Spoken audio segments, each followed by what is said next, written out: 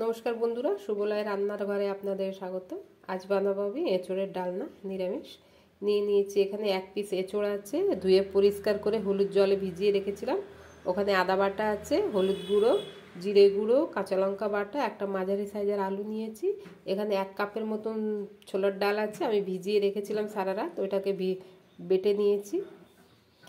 প্রথমে আমি এঁচোড়টাকে সেদ্ধ করে নেব।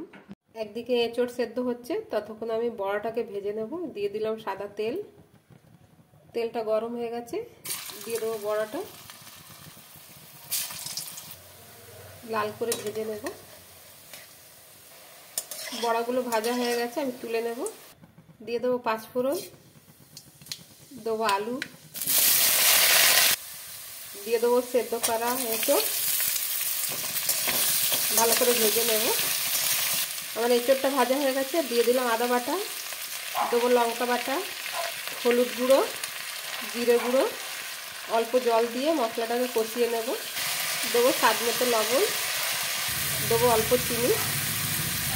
আমার এঁচোড়ের সাথে মশলাটা কষানো হয়ে গেছে, দিয়ে দিলাম জল। এই ছোটো বাটির 2 বাটি জল দিলাম। ঢাকনা বন্ধ করে সেদ্ধ হতে দেব।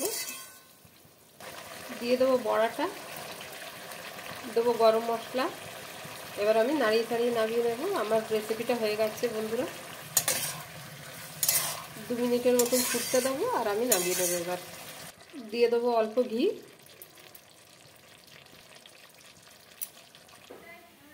আমার এঁচোড়ের ডালনা রেডি হয়ে গেছে বন্ধুরা। যদি আপনাদের আমার এই ভিডিওটা ভালো লেগে থাকে তাহলে লাইক, কমেন্ট, সাবস্ক্রাইব অবশ্যই করবেন। ধন্যবাদ।